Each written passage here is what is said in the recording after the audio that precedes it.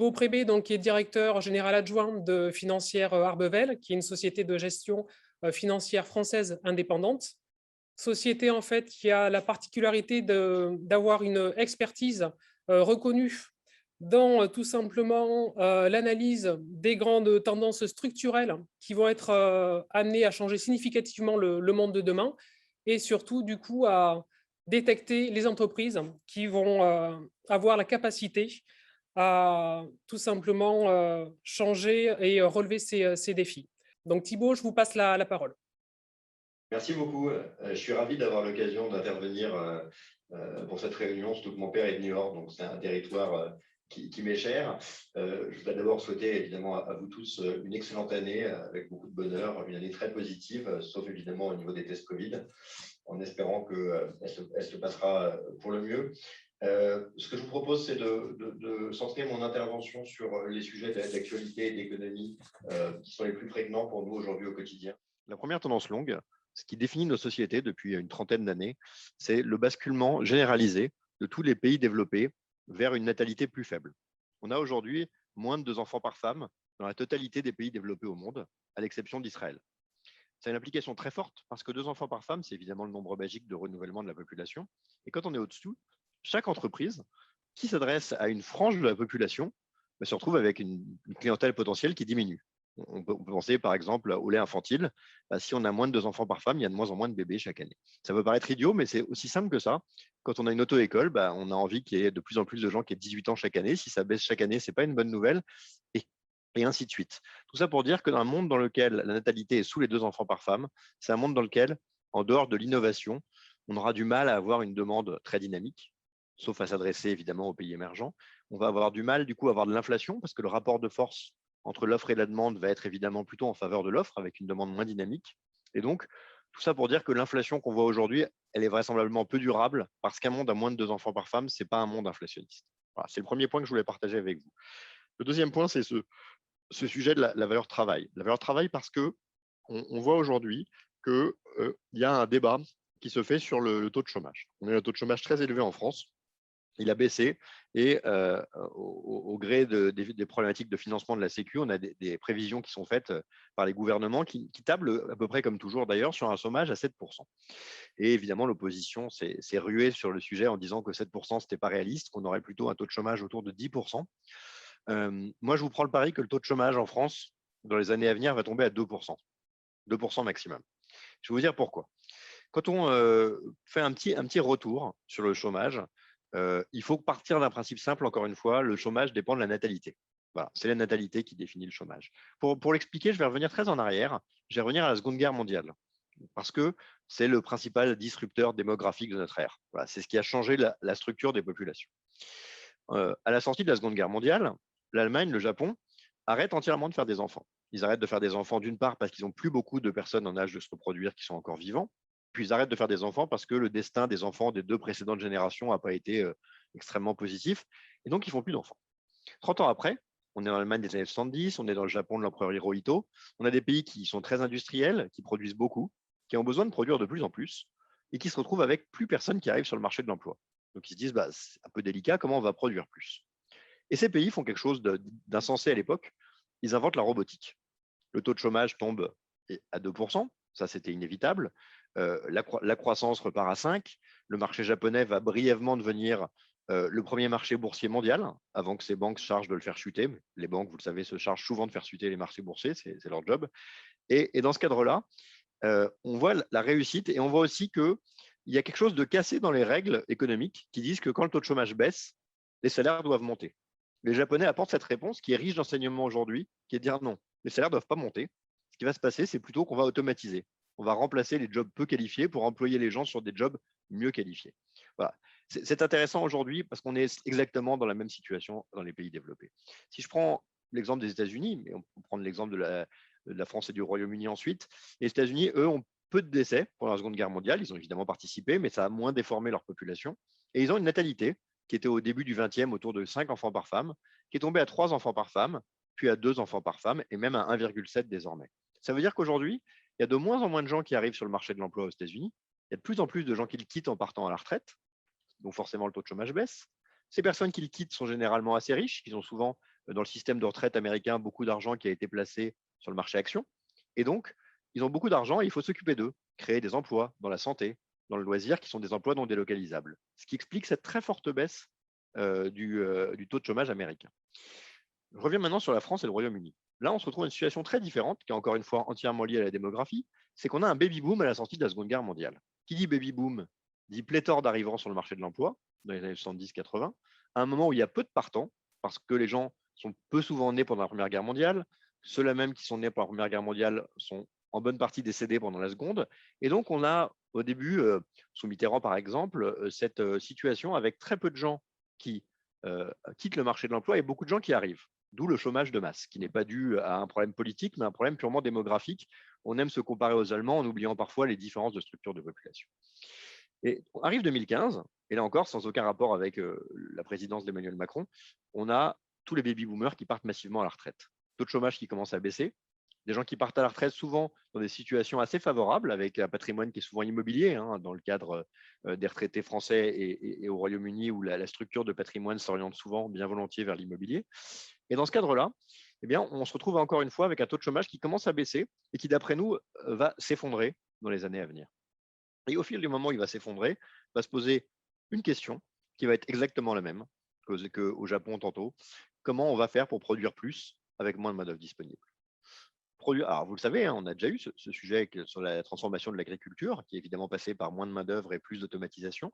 On va arriver au même problème aujourd'hui, avec en plus des objectifs stratégiques. Objectif stratégique d'être moins dépendant de la Chine pour la technologie. On a un plan européen pour produire désormais 20% des semi-conducteurs mondiaux contre 10% aujourd'hui. On a un plan de produire plus de médicaments sur notre territoire pour être moins dépendant de l'Inde en cas de pandémie. On l'a ressenti assez cruellement. Dans ce cadre-là, on va devoir à nouveau produire plus avec moins de main-d'œuvre disponible.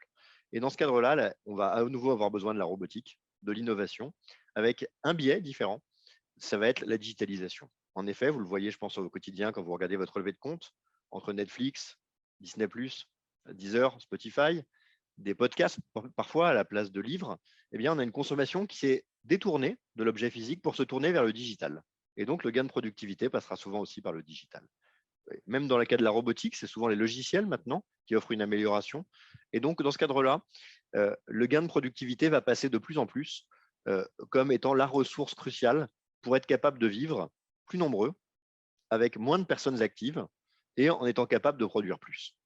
C'est, à mon sens, la première tendance des 15 prochaines années. On va avoir un taux de chômage à 2%, on va automatiser, on va en avoir besoin. Et c'est les sociétés qui arriveront soit dans le meilleur des cas, à fournir des capacités d'automatisation aux autres, soit à trouver les ressorts d'automatisation pour être moins dépendants de la main-d'œuvre, qui se sortiront le mieux de cette situation. Un point qui me paraît important à préciser aussi, c'est que l'histoire nous montre que l'inflation salariale est un phénomène qui n'est que très temporaire. C'est un point qui est très important à garder en tête. Au Japon, on était à 2% de taux de chômage en 1980, c'était à peu près la même chose en Allemagne.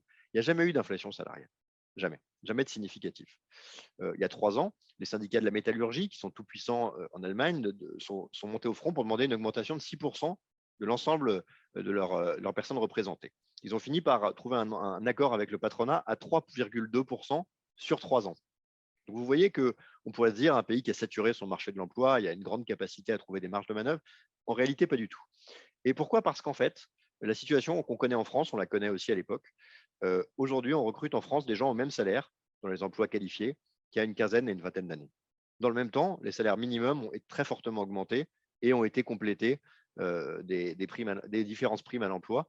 Ce qui fait que, en gros, le mécanisme qui va se répercuter, qui va continuer, c'est les bas salaires sont soit remplacés par des machines, soit valorisés, parfois de manière peu durable. On a eu le cas, par exemple, des dockers et des routiers dans cette situation qu'on connaît aujourd'hui d'engorgement. Et au bout d'un moment, on automatise. Et donc, l'inflation salariale n'est plus une réponse longue et durable à la situation. En revanche, la pénurie d'employés va l'être. Donc, pour résumer notre propos, il faut aller vers cette innovation qui sera nécessaire parce que la main-d'œuvre va manquer et il faut s'habituer à ce monde. C'est-à-dire que le logiciel de nos politiques qui consiste toujours à essayer de parler de comment on crée des emplois va probablement se trouver relativement vite périmé, puisque le sujet ne sera plus de savoir comment on crée des emplois, mais le sujet sera beaucoup plus de savoir comment on fait plus avec moins d'emplois.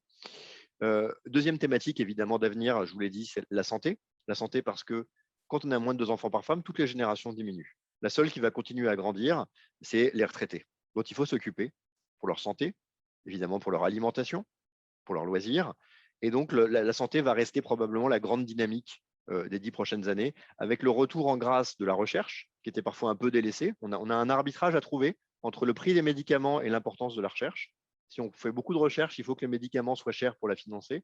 Mais en même temps, on a envie aussi que la santé soit peu onéreuse et disponible pour tous. Donc, il y a un équilibre à trouver que probablement peu de gens ont trouvé, qui est peut-être plus proche du modèle français que du modèle américain, mais qui reste à peaufiner. On peut penser en tout cas que la santé va rester un des grands sujets, tout comme l'alimentation, des 20 prochaines années.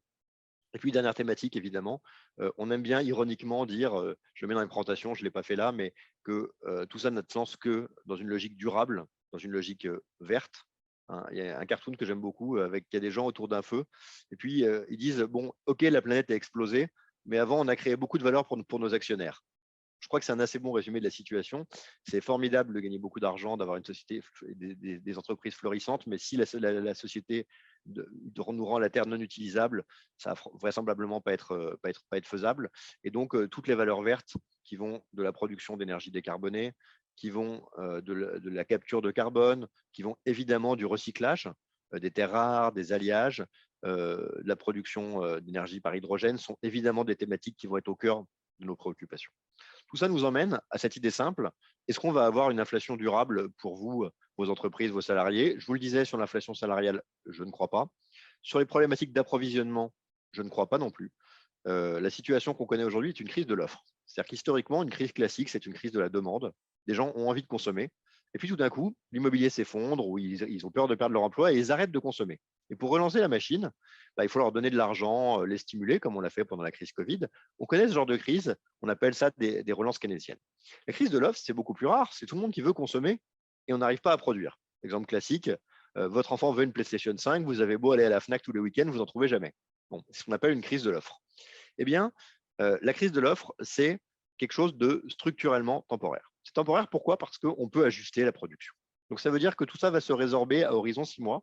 La seule chose qui ne va pas se résorber et sur laquelle il faut bien sécuriser ces approvisionnements, c'est les semi-conducteurs. On considère aujourd'hui que les semi-conducteurs, tout ce qui permet d'automatiser, ont une augmentation de la production annuelle autour de 10 à 12% et une augmentation de la demande autour de 20%. Donc, ça veut dire que les difficultés d'approvisionnement sont probablement plutôt aujourd'hui en train de grandir plutôt que de se résorber. Et donc ça, c'est quelque chose avec lequel il va falloir vivre durablement. Troisième point d'inflation, qui est un sujet qui va être central, c'est la dépaupérisation. On a un objectif d'augmentation des impôts, en tout cas d'harmonisation des impôts. La France sera peut-être un des seuls pays où ça va les faire baisser, mais pour la plupart des pays, ça va les faire monter. Aux États-Unis, beaucoup de nouvelles réformes en faveur des plus jeunes, des plus pauvres. Hein. On peut parler par exemple du gel des prêts étudiants. Tout ça va entraîner un pouvoir d'achat plus élevé chez des gens qui sont plus pauvres, qui sont ceux qui consomment la totalité de ce qui leur est donné. Au contraire, on va reprendre un peu d'argent à des gens assez riches qui ont tendance, eux, à plutôt épargner. Donc ça va relancer la consommation, ça va créer un peu d'inflation. Je pense que ça peut nous amener durablement à un peu d'inflation en plus, 0,3, 0,4. Et puis enfin, dernier facteur d'inflation, la transition énergétique, parce qu'on va avoir besoin de beaucoup de cobalt, de nickel, de palladium, que tout ça va coûter de l'argent. Ne nous affolons pas, c'est aujourd'hui dans le panier du ménage quelque chose de très faible et incomparable avec le gaz pour le chauffage ou l'électricité pour l'industrie. Et donc, ce n'est pas quelque chose qui va changer la donne. Donc, pour résumer, pas d'affolement face à l'inflation, quelque chose qui va se résorber dans les mois à venir. Et pour nous, la seule leitmotiv, c'est ce qu'on a vu pendant la crise Covid, était une vision accélérée de notre avenir, c'est-à-dire non pas un avenir où on est tous chez nous sur ordinateur, j'aimerais avoir l'occasion, pourquoi pas, de venir en vrai pour une prochaine présentation, mais plutôt une réflexion simple, comment être plus efficace, comment être capable de se passer de process qui étaient parfois coûteux et comment être plus productif avec moins de moyens. C'est probablement quelque chose qui va nous guider pour les 15 prochaines années dans ce que j'appellerais l'ère du chômage zéro. C'est à mon avis quelque chose qui est aujourd'hui inéluctable et qui va nous poser de nouveaux défis auxquels vous devrez tous répondre au quotidien. Voilà pour ma présentation.